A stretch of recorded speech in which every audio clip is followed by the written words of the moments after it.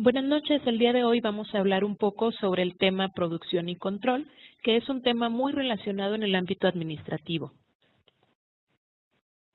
Los voy a invitar a que vayamos siguiendo poco a poco las líneas que se presentan en estas diapositivas y, bueno, si tuviéramos alguna duda, usemos los espacios de los foros para retroalimentar el tema que se aborda. Es importante partir del concepto y de la importancia del control. El control tiene dos grandes perspectivas. La primera de ellas es cuando lo asumimos como esa función que puede definirse dentro de la organización. Dentro de la organización hemos reconocido desde tópicos anteriores que el control forma parte de un elemento administrativo y este elemento administrativo fortalece la función de una organización.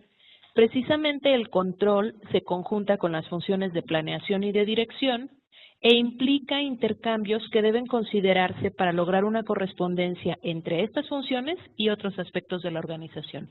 Veamos el diagrama que estamos presentando. Hay una línea muy clara que tiene relación con el tema de autoridad y responsabilidad y la unidad de mando. Hay una brecha muy delgada. La autoridad va de la mano de la responsabilidad que se establece en función de un objetivo, un puesto, una especialización o una jerarquía dentro del orden organizacional. La unidad de mando precisamente tiene para su correcta ejecución un tramo de control. Este tramo de control establece un orden entre todos los actores que existen en una organización para de esta manera poder establecer una continuidad de las acciones y sobre todo no afectar un área a otra. Puede suceder que nos haya tocado en la experiencia profesional encontrarnos en situaciones organizacionales donde de pronto no sabemos a qué jefe obedecer. Bueno, esta es una grave falla en el tramo de control. Cuando no existe una unidad de mando y roles perfectamente establecidos, la continuidad y la coordinación corren el riesgo de no poderse ejecutar. El segundo enfoque, que tiene que ver con la coordinación y con el control, es el enfoque que tiene que ver con la producción. Ya en un campo laboral específico que tiene que ver con la producción, el control se asume como la aplicación de varias formas y medios para asegurar la ejecución de un programa específico de producción.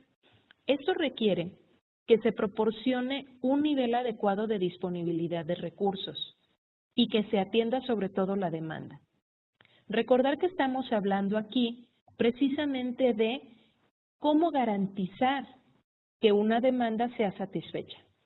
Por ello, las funciones del control serán pronosticar la demanda del producto, comprobar la demanda real, establecer volúmenes económicos, determinar las necesidades de producción, comprobar los niveles de existencias, elaborar programas detallados y sobre todo planear la distribución.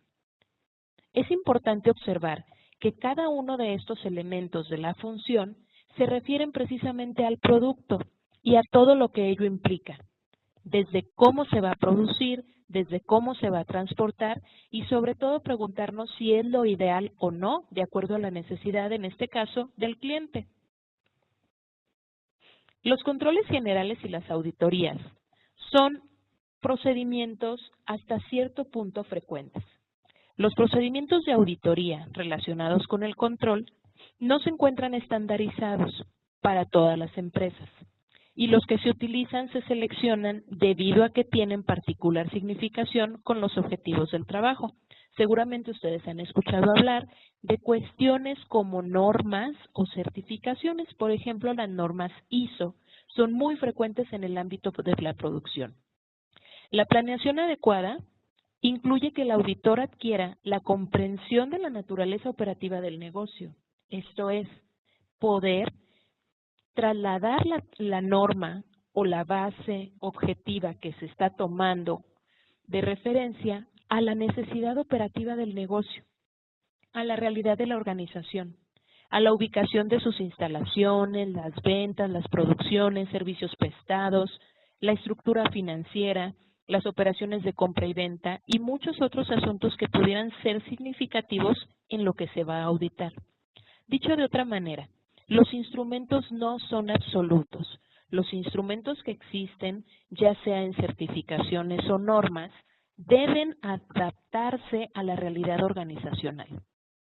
Ahora bien, para adquirir el nivel de conocimiento necesario, el auditor puede utilizar una exploración preliminar efectuada en sus correspondientes papeles de trabajo, o bien papeles de trabajo de auditorías anteriores pueden servirle como referencia, o finalmente experiencias anteriores de otros auditores que hayan efectuado auditorías. Naturalmente estas experiencias debieran de ser en la referencia de una institución que tenga algunas características similares a la nuestra. Si nosotros trabajamos en una empresa productora de suelas, por ejemplo, pues podríamos buscar el referente de las experiencias de auditoría en alguna de estas instituciones, y esto ayudará al auditor a tener una perspectiva más variada de todas las situaciones ante las cuales se puede encontrar. El análisis de los elementos que el auditor va a poder realizar con base en la exploración lo tienen que conducir a los siguientes puntos. Definir los aspectos que deben ser objetos de comprobación por las expectativas que dio la exploración, así como determinar las áreas, funciones y materias críticas. Analizar la reiteración de deficiencias y sus causas. Definir las formas o medios de comprobación que se van a utilizar. Definición de los objetivos específicos de la auditoría. Determinación de los auditores y otros especialistas que se requieran, atendiendo a los objetivos propuestos, la magnitud del trabajo y su complejidad. También nos deben de conducir a la elaboración de programas flexibles, y esto es muy importante, que estén confeccionados específicamente de acuerdo con los objetivos trazados, que den respuesta a la comprobación de las 3E, que son economía, eficiencia y eficacia. La determinación del tiempo que se empleará en desarrollar la auditoría, así como el costo estimado.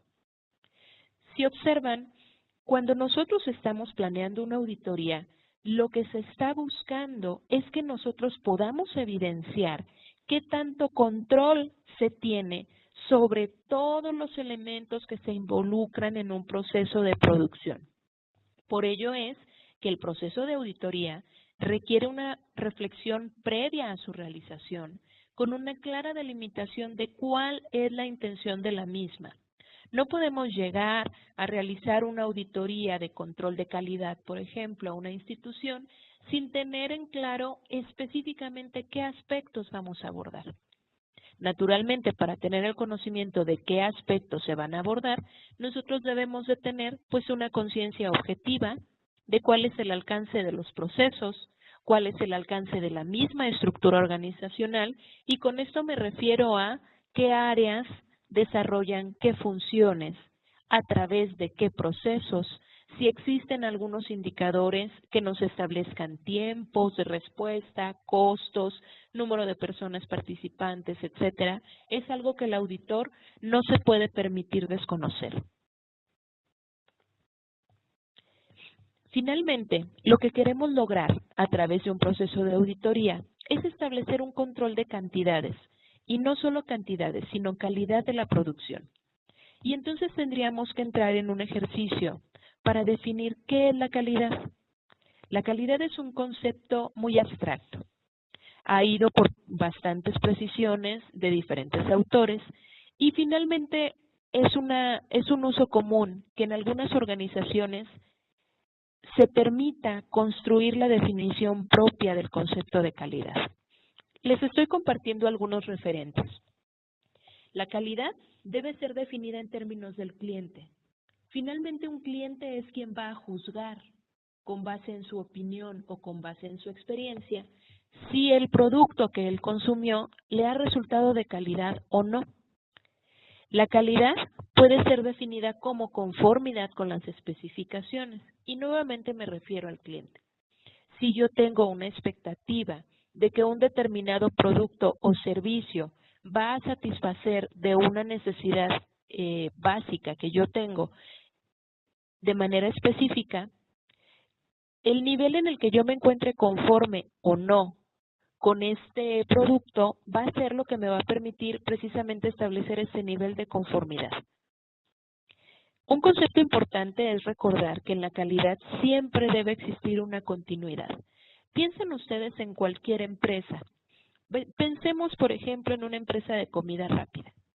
Si ustedes se acercan a una empresa que ofrezca hamburguesas como parte de su servicio de comida rápida, indistintamente del horario en el que ustedes se acercan, siempre les van a entregar una hamburguesa con las mismas características.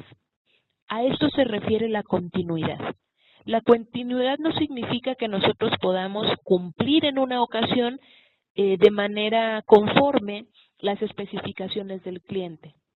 La calidad significa que nos mantenemos de manera continua ofreciendo las especificaciones en los términos del cliente en niveles satisfactorios de conformidad.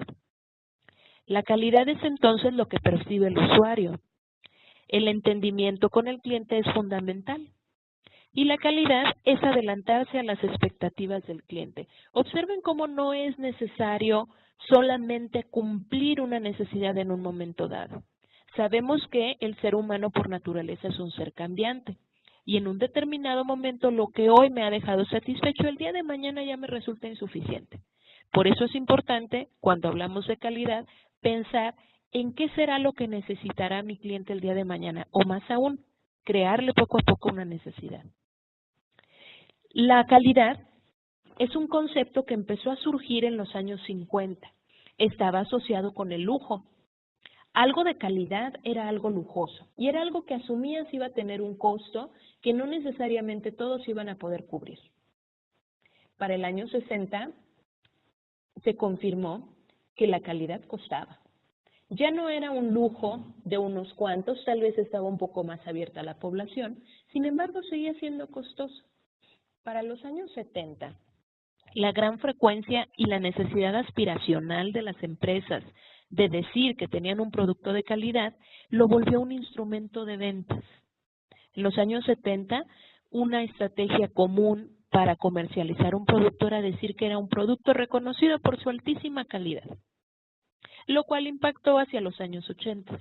Hacia los años 80 empiezan a surgir las primeras certificaciones en calidad y entonces ya no solo bastaba con que una empresa dijera que su producto tenía calidad, sino que lo podía argumentar detallando una distinción, detallando un número o determinando un área específica en la cual su producto era sobresaliente en términos de calidad.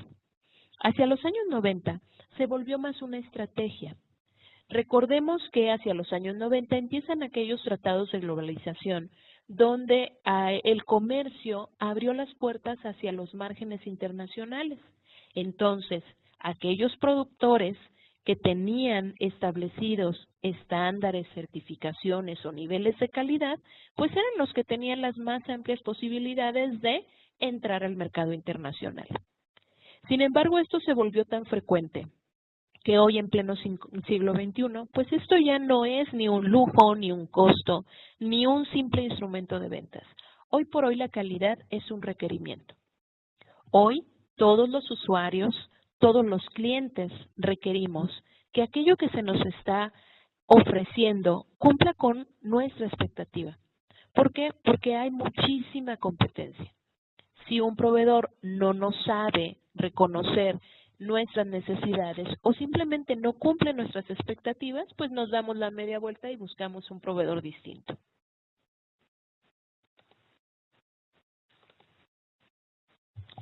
Un aspecto muy importante en las cuestiones que tienen que ver con la producción es el uso del tiempo. Y es importante pensarlo desde la siguiente perspectiva. Con la entrada de la revolución industrial, se marcó otro hito en el control de la organización social del tiempo, ya que el mismo se trasladó desde las manos militares para quedar en posesión de industriales y empresarios. De la torre del ayuntamiento, de los barcos y del bolsillo de las autoridades civiles y militares, llega a la fábrica y más tarde también a la estación de ferrocarril. Conceptualicen ustedes la siguiente visión. Previo a la revolución industrial, es decir, a la llegada de la máquina del vapor, La gran cantidad de procesos industriales se ejecutaban de manera manual. No existían conceptos como los que conocemos hoy en día, que son línea de producción, trabajo en lotes. Y esto implicaba que en algunas ocasiones la producción del objeto más sencillo que ustedes se puedan imaginar llevaba grandes momentos en el proceso de la producción. Incluso había una conceptualización en la que una persona era la misma responsable de llevar a cabo de inicio a fin la producción de un producto. La organización temporal pasó de ser mercantil a ser laboral, regulando principalmente la jornada de trabajo y los salarios. Recordemos que con la revolución industrial lo que empezó a surgir era precisamente un desplazamiento de los ámbitos laborales de las personas, porque efectivamente con la llegada de la maquinaria se empezó a hacer cada vez menos necesaria la mano de obra. Una máquina no se cansaba, una máquina trabajaba largas jornadas de trabajo aparentemente sin fallo. Y entonces empezaron a establecer algunas cuestiones. Una, como las ya mencionadas, la jornada de trabajo. Y como parte de la jornada de trabajo, se empezó a establecer el costo que implicaba para una empresa una determinada unidad de tiempo. De ahí que se realizó el cálculo del pago de salarios. Observemos que con el ferrocarril se profundizó más el uso productivo del tiempo. Las actividades ociosas y los desplazamientos lentos eran considerados como tiempo perdido. Empezó entonces la preocupación por la puntualidad y a percibirse el paso del tiempo como algo inquietante, lo que en siglos posteriores, con el aumento de la precisión y control del tiempo social, ha derivado en la principal enfermedad de baja laboral, el estrés. Conjuntamente con la tecnología y con la revolución industrial, estos han sido los grandes impactos. Hoy nos preocupa el tiempo. Estoy segura que ustedes han escuchado frases como el tiempo es dinero. Y en el ámbito productivo es una gran realidad. La administración del tiempo se refiere a analizar nuestro uso de este recurso, es decir, el tiempo, en una forma regular, para comprender la forma más adecuada de usarlo en forma efectiva. Manejar su tiempo le obliga a ser explícito en cuanto al valor que le da a su vida personal y profesional y le permitirá dirigir sus esfuerzos en concordancia. Controlar su tiempo le ayudará a mantener el equilibrio entre las múltiples presiones bajo las cuales está sometido, facilitándole entonces el logro de sus objetivos y evitando el estrés y el cansancio. La administración del tiempo es un privilegio de algunos. No todas las personas hemos logrado desarrollar esta competencia. Sin embargo, estamos en capacidad de lograrla. En muchas ocasiones, nuestra desorganización nos lleva al estrés. ¿Por qué? Pues porque no damos a cada tiempo su espacio y su lugar. Y en el ámbito empresarial sucede lo mismo. Si no sabemos establecer y controlar, que es el objeto de este tema, los tiempos en un proceso productivo, podremos caer en grandes riesgos. Uno de ellos será no cumplir las necesidades del cliente porque nos ganó el tiempo. Otro de ellos seguramente será no poder dar una respuesta anticipada porque estamos justo a tiempo en la producción. El control del tiempo lo podemos abordar desde algunas perspectivas. Una recomendación es conocer cómo utilizamos nuestro tiempo. Este es un ejercicio que me gustaría que ustedes que están en esta modalidad virtual y que naturalmente tienen que desarrollar las competencias para administrar su tiempo, puedan ejecutar. Si tienen el espacio, tomen por ahí alguna hojita y traten de ejecutarlo. Les va a ayudar en su desarrollo personal. El primer punto es conocer cómo utilizamos nuestro tiempo. Durante un par de días, ojalá fuera una semana, lleven una bitácora del tiempo que dedica a cada actividad. No sé, me levanté, chequé mi correo, atendí algunos pendientes que tengo en el celular, desahogué alguna lectura que tengo que preparar para una materia en específico, etcétera. Ustedes sabrán qué necesidades tienen. Dividan las tareas que ustedes están identificando en categorías. Seguramente por las actividades que realizan, tendrán algunas que tengan que ver con el ámbito familiar, personal, escolar. Aquí, por ejemplo, proponemos que sean llamadas, reuniones, visitas inesperadas, trabajo administrativo, etcétera. Analicen de forma muy objetiva si el uso del tiempo corresponde con sus responsabilidades. Dicho de otra manera, ¿están ustedes haciendo un trabajo que verdaderamente aporta a la función que ustedes deben de realizar? En el ámbito personal, en el ámbito familiar. Esto es importante de discernir.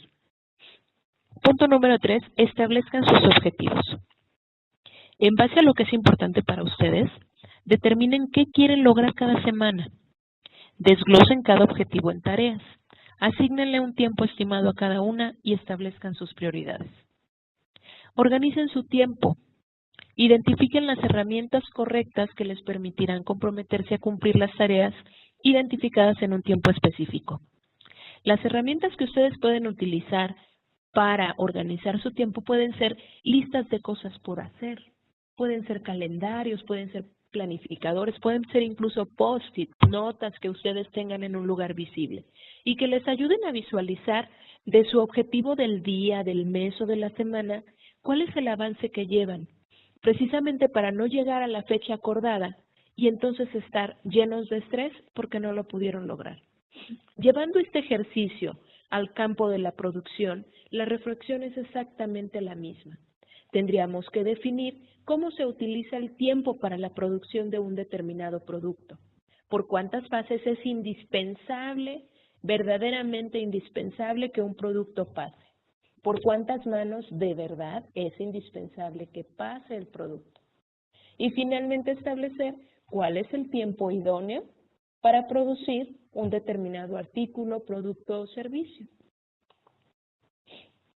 Sobre todo es importante identificar y eliminar a los enemigos de su tiempo. En el ámbito personal, nosotros tendemos a sobrecargar nuestro horario. Pensamos que en un día vamos a hacer las actividades de 2 o 3, o asumimos tareas de otros. Este es un elemento fundamental. Hablábamos al inicio de esta plática del control como un elemento importante en la estructura administrativa de una empresa. Recordemos que el tramo de control establece precisamente una no invasión de un subordinado a un área ajena. Entonces empecemos por respetar este principio y no invadir las actividades que no nos corresponden y no dejar que nuestras actividades sean invadidas. Es importante controlar los perdedores de tiempo. Llamadas telefónicas no planificadas, visitas inesperadas, reuniones improvisadas. No hay que dejar de paso el valor de una agenda. Sobre todo los consejos que les puedo dar para mejorar su tiempo, sigan al menos este. Coloquen en un papel muy visible el siguiente escrito. ¿Lo que estoy haciendo en este momento me mueve en dirección correcta hacia mis objetivos? De verdad, ¿es indispensable que esté conectado a la web todo el día? ¿Es algo que aporta o es algo que distrae? Esto es una reflexión que en muchas ocasiones no nos hacemos conscientes y sin embargo daña nuestro desempeño. Volvamos al tema empresarial. El control del presupuesto es otra de las grandes áreas que tenemos que vislumbrar en el tema del control. Ya hablamos de los tiempos, pero ahora tenemos que hablar un poco del presupuesto. Y este es un elemento de los más importantes en los sistemas integrados de control, ya que tienen que ver con la actividad económica financiera de la empresa. Si descuidamos el control del presupuesto, ponemos a tambalear a toda la empresa y con ello a toda la estructura organizacional que con ella se encuentra. De manera precisa, el control del presupuesto constituye una fase fundamental dentro de la gestión presupuestaria y está orientado a puntos específicos. El primero de ellos es a comparar los datos reales con los objetivos fijados. La actividad de la empresa ocasiona unos resultados que el sistema de control debe poner de manifiesto. Estos resultados habrán de compararse con los objetivos preestablecidos en el proceso de planificación, poniendo de manifiesto las desviaciones existentes entre resultados reales y previstos. No hay más. Es datos reales contra los objetivos. Si yo pensé que en la producción de bolsas, pasteles o servicios de transportación iba a gastar un promedio de 1,000,000 de pesos y al término de un ejercicio fiscal me estoy dando cuenta que gasté 1,800,000, es una grave infracción. No solo no controlé mi presupuesto, tenía un desconocimiento total de las necesidades de la actividad de la empresa. Otro aspecto fundamental es cuantificar e interpretar las posibles diferencias. Cualquier desviación debe ser siempre cuantificable, es decir, siempre debo de saber en cuánto me excedí. Siempre debo de saber en cuánto, con base en el presupuesto, estoy dentro de un margen tolerable. Esto es fundamental. Si no lo sé, entonces al menos debo poder identificar las causas. El estado ideal es que yo pueda identificar con cuánto me excedí o con cuánto ahorré, pensémoslo positivamente, y sobre todo analizar cuáles fueron las causas de esta diferencia.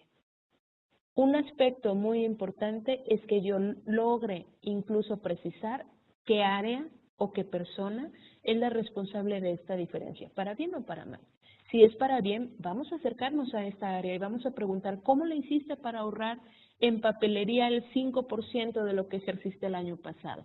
¿Cómo le hiciste para ahorrar en pegamento el 10% de lo que teníamos el año pasado, a sabiendas de que en este año hubo un aumento en el costo total, etcétera? Otro elemento importante es adoptar las medidas correctoras oportunas, es decir, es necesario decidir las acciones correctoras que consigan reducir las desviaciones y que mejor nos reconduzcan a la empresa al logro de los objetivos. Es decir, si en un determinado tiempo nosotros empezamos a ver que las cosas no van bien, ese es el momento oportuno de hacer una pausa y de redefinir los objetivos. No nos vamos a esperar al término del ejercicio cuando ya lamentablemente pues las acciones ya hayan tenido una consecuencia. El seguimiento y control de la implantación de las anteriores medidas se produce, por tanto, en un sistema de retroalimentación del sistema. ¿Y cuál es el objetivo de este sistema de retroalimentación? Pues es el mismo. Simple y sencillamente nosotros queremos alcanzar una uniformidad en todos los niveles de la empresa.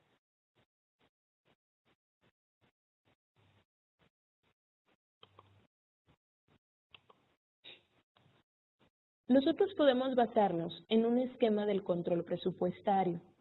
Hablábamos de la necesidad que existe de establecer un vínculo entre la persona o el área que es responsable del control presupuestario. Pero finalmente necesitamos dotar a esta área de un instrumento o de un esquema. El informe de control presupuestario se realiza normalmente con una determinada periodicidad, semanal o mensual, aunque siempre va a depender de la línea del negocio de cada empresa y está orientado a proporcionar una información suficientemente detallada para controlar aspectos como ingresos, costos, resultados de las diferentes actividades, clientes, mercados, productos, servicios, departamentos de la empresa, etc. Naturalmente esto va a cambiar, como lo decíamos en el tema de auditorías, dependiendo de la naturaleza de la empresa. Si la empresa vende un producto cuya producción es rápida, pues naturalmente el control presupuestario tendrá que ser así. Por el contrario, si nuestra empresa vende un producto muy exclusivo, pensemos, por ejemplo, en aquellas empresas que producen un calzado hecho de unas pieles exóticas, normalmente el labrado a mano, el armado manual y toda esta especificación que lleva de un trabajo meramente artesanal, lleva un proceso largo. Por ello, la naturaleza del tiempo con el cual se va a establecer la periodicidad de la revisión del control presupuestario tendrá que ser acorde a los tiempos de producción. Sin embargo, independientemente del tiempo, tiene que cumplir con determinados requisitos el control presupuestario. Por ejemplo, la dirección debe de estar comprometida con el sistema de control. Si la dirección general de nuestra organización, sin importar el tamaño que ésta tenga, no está comprometida con el sistema de control presupuestario, no hay mucho que podamos hacer. ¿Y a qué nos referimos? Bueno, una práctica lamentable y tristemente muy común en las empresas de corte mexicano donde el jefe o el dueño o la persona que ha aportado la mayor cantidad del capital para la creación de determinada empresa considera que la empresa es su caja chica. Y entonces ante cualquier eventualidad personal obtienen recursos de la empresa. No hay empresa en el mundo que pueda tolerar estos niveles. Por ello, el primer punto es que la dirección tenga que estar comprometida, desde la dirección hasta el más bajo de los participantes en la estructura organizacional debe asumir su responsabilidad. Si hay un presupuesto adaptado a cada área, esto se tiene que establecer y esto se tiene que respetar. Otro aspecto es que se debe de apoyar en la medida de lo posible en la estructura organizativa de la empresa. Se debe apoyar en un eficiente sistema de información contable que proporcione datos fiables y oportunos. Debe basarse en el principio de control por excepción, es decir, solo las desviaciones de mayor entidad deben centrar la atención preferentemente en cuanto al análisis de sus causas y a la adopción de medidas correctoras. Debe existir siempre un seguimiento pormenorizado a las medidas correctoras adoptadas. Recordemos que en el control presupuestario nos vamos a enfocar en aquello que ha marcado diferencia. Y si la diferencia es de manera negativa a nuestro ejercicio, entonces tendremos que puntualizar qué se va a hacer para que esta situación se vuelva a repetir. ¿Cómo lo haremos? Pues precisamente como lo dice aquí el último punto, a través de un seguimiento pormenorizado.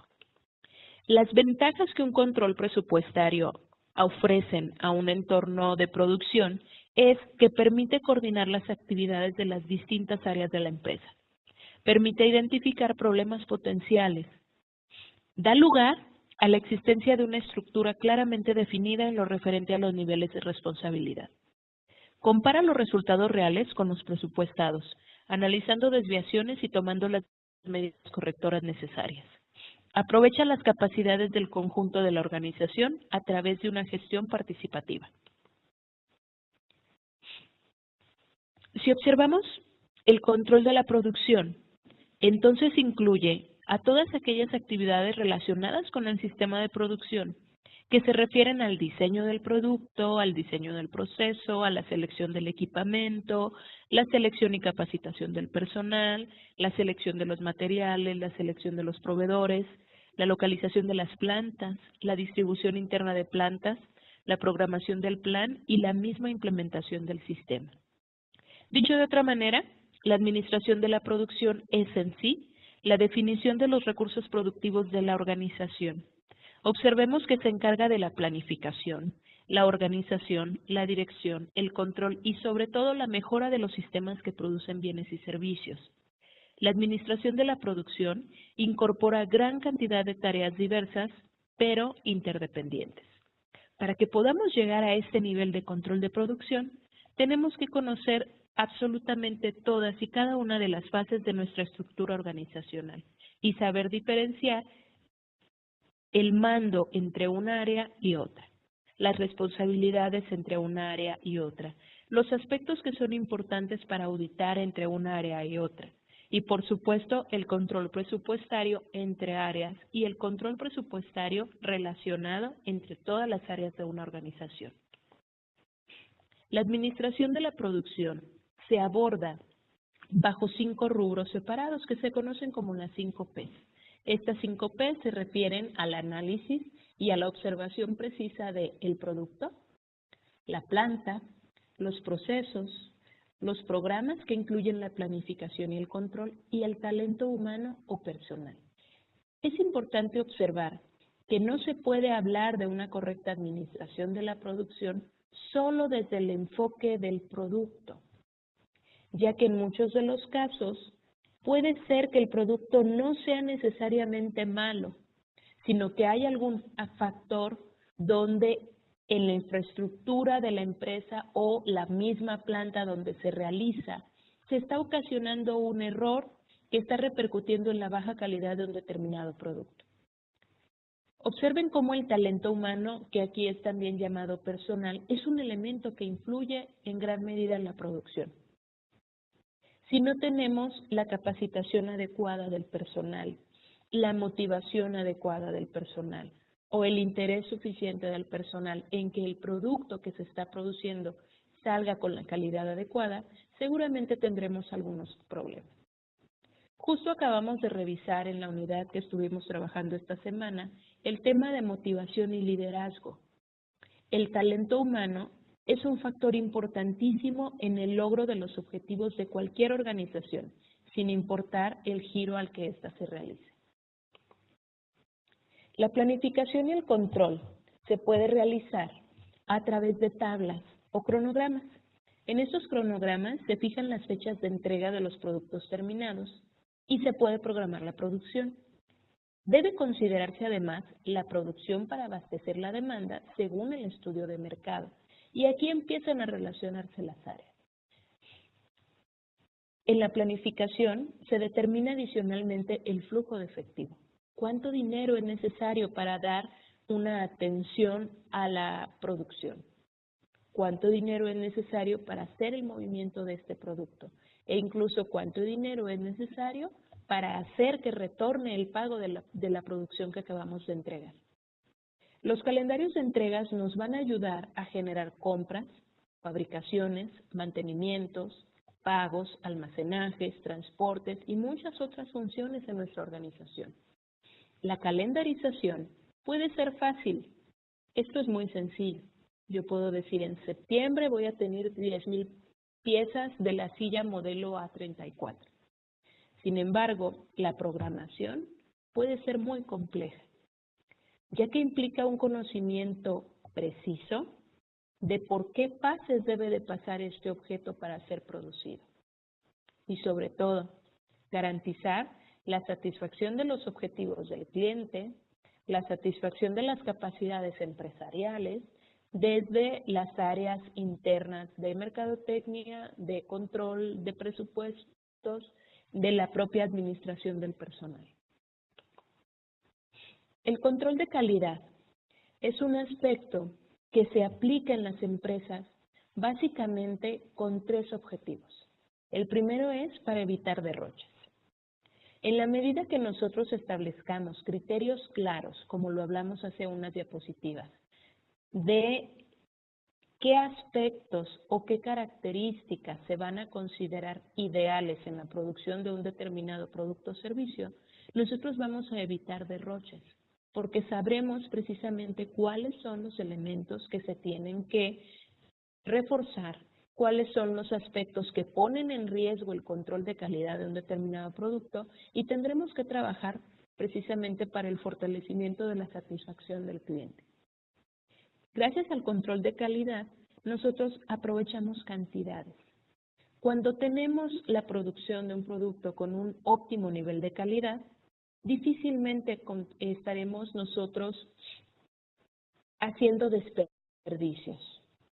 En muchas de las ocasiones hablamos de un control de calidad adecuado cuando hay un uso óptimo de la materia prima. Si nosotros aprovechamos de manera óptima la materia prima, entonces nuestro sistema se mantendrá estable, no tendremos gastos innecesarios y no tendremos sobre todo la insatisfacción del cliente. Gracias al control de calidad, nosotros haremos un uso eficiente de las finanzas organizacionales y nuevamente se vincula con el presupuesto. Si nosotros no sabemos garantizar cuáles son las características deseables de un producto que nosotros queremos entregar en los determinados términos de calidad, pues simplemente vamos a tener seguramente en esta intención de lograr satisfacer la expectativa del cliente un excedente de gastos. Y entonces las finanzas se verán precisamente mermadas. ¿Y por qué es tan importante el tema de calidad? Ya vimos cuál es el impacto, ya vimos que históricamente, hoy por hoy, pues viene a ser algo muy común. Ya no es una diferencia significativa, ya no es algo que me hable de lujo, ya es algo que la gente asume y exige y entonces, ¿qué debemos hacer como empresa productiva? ¿Simplemente asumirlo? Bueno, pues la realidad sigue siendo una razón comercial. Como organización, nosotros tenemos un objetivo y el objetivo es vender. Vender un servicio, vender un producto. Nosotros necesitamos mantenernos en un nivel de equilibrio de nuestros ingresos y nuestros egresos. Por eso, la calidad se tiene que cubrir desde una perspectiva que aborde las razones comerciales. La calidad también nos permite ser competitivos.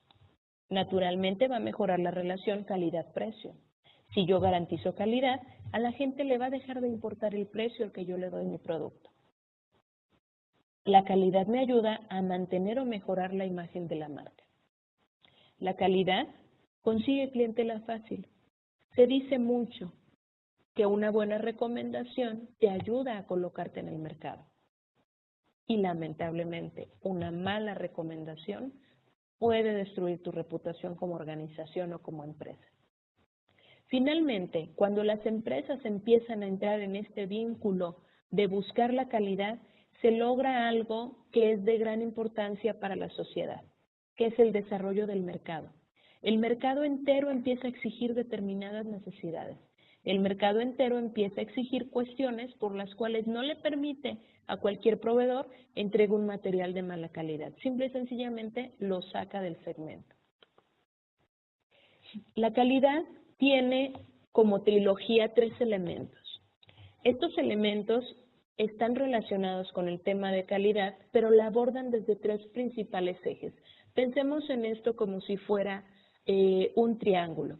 En este triángulo cada elemento es igualmente importante y uno no puede existir sin los otros dos. Por esto precisamente hago la referencia del triángulo. Siempre se tiene que pensar en la planificación de calidad. La calidad se tiene que planificar desde el conocimiento de quiénes son los clientes, cuáles son sus necesidades, qué características tiene que tener el producto que responda a esas necesidades y cómo voy a desarrollar los procesos para producir esas características y asimismo poder atender esas necesidades. Debo entonces establecer el control de la calidad. ¿Y cómo lo voy a controlar? Bueno, pues a través de la evaluación de los resultados, a través de una comparación de los resultados reales contra los objetivos marcados y actuar en función de la diferencia, lo que ya mencionábamos, establecer precisamente un seguimiento. Esa diferencia, conocerla minuciosamente y saber por qué se produjo. Y finalmente, y no menos importante, se tiene que actuar en una conducta de mejora de la calidad. No solo se trata de cumplir una satisfacción, se trata de establecer una concientización. En esta concientización, lo que nosotros vamos a buscar es precisamente que se vuelva una cultura organizacional entregar un producto o servicio bien, en tiempo y con los niveles esperados por el cliente. De esta manera, fijaremos nuevos objetivos. Vamos a plantearnos una meta más lejana, pero alcanzable. Una meta objetiva, una meta medible, que nos permita demostrar que estamos madurando como organización y que estamos preocupados por las necesidades futuras del cliente. En esta cultura de mejora de la calidad, nosotros tendremos que aprender a organizar el programa completo. Tendremos que reforzar la formación seguramente de todos los involucrados en el desarrollo de un producto. Podremos entrar en proyectos que hagan crecer las necesidades de la empresa. Podremos consolidar informes de progreso que nos permitan identificar cuánto hemos crecido, cuántos logros hemos consolidado. Nos van a permitir entrar en un mundo de reconocimiento y comunicación con otras empresas que logren los mismos niveles de calidad que nosotros. Y esto finalmente habla de posicionamiento. Sin embargo, si nosotros ya estamos produciendo un producto con los determinados estándares de calidad, ya los establecimos con los adecuados controles presupuestarios, ya los auditamos, ya vimos que todo nuestro proceso se está ejecutando en tiempo y forma, nos falta un elemento importante, que es el control de inventarios. Es decir, ¿qué hago con aquella mercancía que ya logré producir? Bueno, el control de inventarios es un área que precisamente tiene que ver con todos los procesos que controlan el suministro, el almacenamiento y la accesibilidad de los artículos para asegurar la disponibilidad de los mismos al tiempo que se minimizan los costos de inventario. En la práctica, el control de inventario abarca diversos aspectos, incluida la gestión del inventario, el registro tanto de cantidades como de ubicación de artículos, pero también la optimización del suministro. Piensen ustedes lo importante que es no solo producir un producto de gran calidad, sino poner de manifiesto las condiciones ideales para que esta calidad no se vea mermada. ¿Qué tendría de valioso que como empresa produjeras un gran producto y lo almacenaras en un lugar que daña sus capacidades? Pensemos en las ensambladoras de autos, que han dispuesto espacios muy amplios para garantizar la seguridad de los vehículos previo a la entrega, que les garantizan que estos vehículos no van a recibir un daño en la pintura, en las llantas, en los motores, en todas estas partes sensibles que pueden afectar la calidad. Eso es precisamente lo que se tiene que hacer desde el control de inventario. Verificar el suministro. Si algún elemento es indispensable para la conformación de un producto y tiene que garantizarse una temperatura, una vigencia, una caducidad, todos estos aspectos se tienen que garantizar desde el control de inventarios. El control de inventarios entonces se vuelve también un campo muy amplio, como todo lo que tiene que ver con el control. El control de inventarios es poner en balanza la optimización del inventario y la gestión del mismo.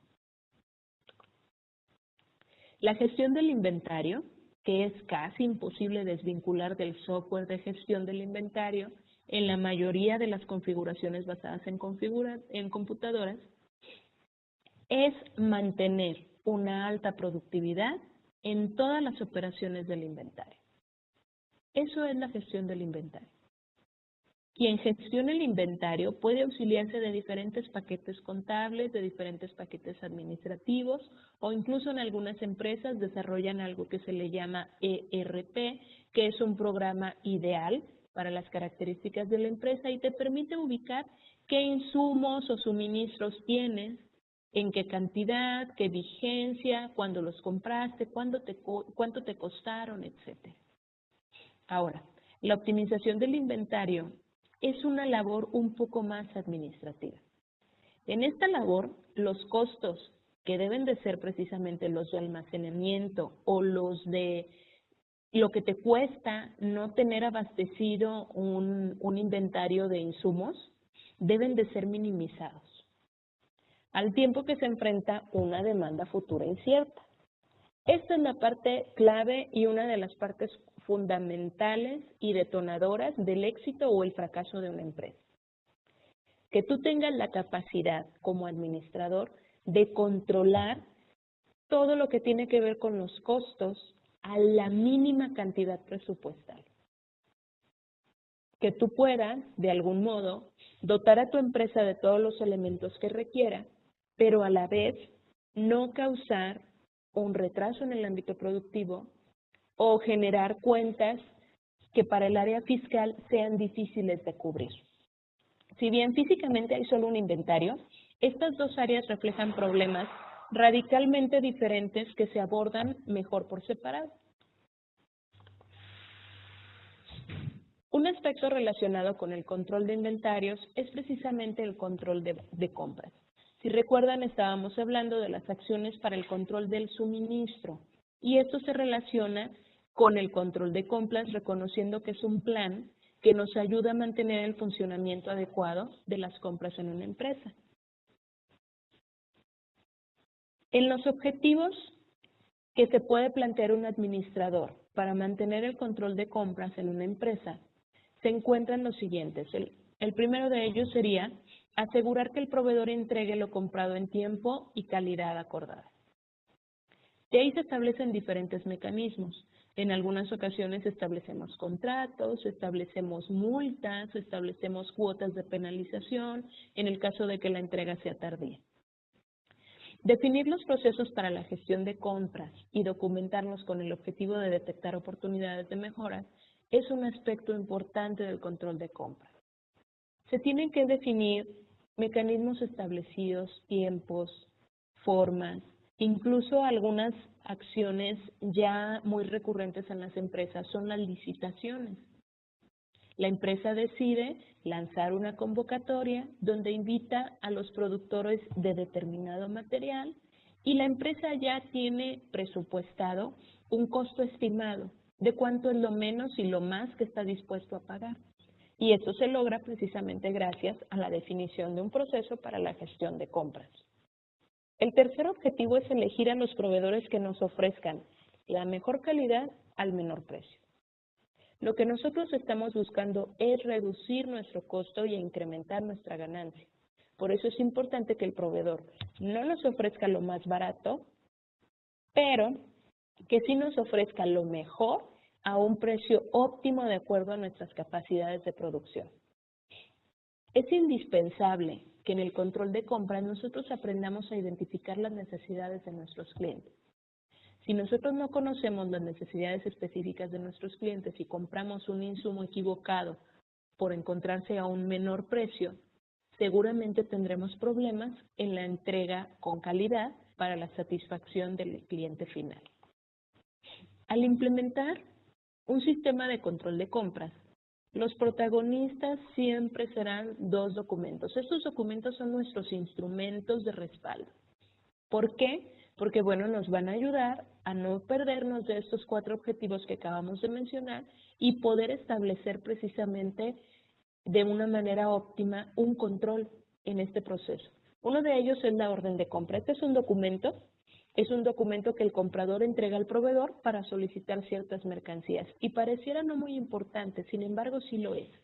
Este documento a ti como administrador te va a respaldar en cuanto a la cantidad que solicitaste, al modelo del producto que solicitaste, el color, la forma e incluso el precio. Es un uso lamentablemente muy común que en algunas ocasiones levantamos una orden de compra y pues sucede que cuando llega el producto nos informan que hubo un incremento en el costo porque los aranceles, porque el dólar, porque el euro, por cualquiera de las justificaciones que podamos imaginar, afectan el costo final de este proveedor. Gracias a la orden de compra, nosotros podemos precisamente establecer estos acuerdos de una manera documental, escrita, y así no impactar de manera negativa en nuestro presupuesto. La requisición es otro documento que se utiliza como instrumento. En la requisición se especifican los artículos deseados en los detalles esperados para que se realice la cotización. Es un poco más abierta, una bien puede sustituir a la otra dependiendo de la naturaleza de nuestra organización y la requisición nos va a ayudar precisamente a formalizar este vínculo en la relación compra y venta que hagamos con los proveedores en este caso. Como verán, este ejercicio de abordar el tema del control y la producción es un tema muy vasto y nos debe de llevar precisamente a focalizar dónde y cómo se enlazan cada uno de los temas que hemos venido tratando durante este curso de administración. Yo quisiera compartir con ustedes algunas de las conclusiones a las que yo he podido llegar a lo largo de las investigaciones que he realizado en el tema de producción y control. Y les comparto que un correcto ejercicio de producción y control permitirá generar un incremento de los beneficios y de la rentabilidad de la empresa que solo pueden ejecutarse con una correcta coordinación entre las áreas operativas y de compras. El administrador deberá fortalecer el proceso que planifica, implanta y controla de forma eficiente el flujo de materias primas, materiales de envasado, productos intermedios y terminados, desde el punto de origen al de entrega, al coste adecuado y con el objetivo de satisfacer las necesidades del cliente. Me dio mucho gusto compartir con ustedes esta pequeña conferencia. Si tienen alguna duda, les reitero, me encuentro a sus órdenes, pueden enviar un correo electrónico o bien nos comunicamos a través de alguno de los foros de la plataforma. Buenas noches y que descansen.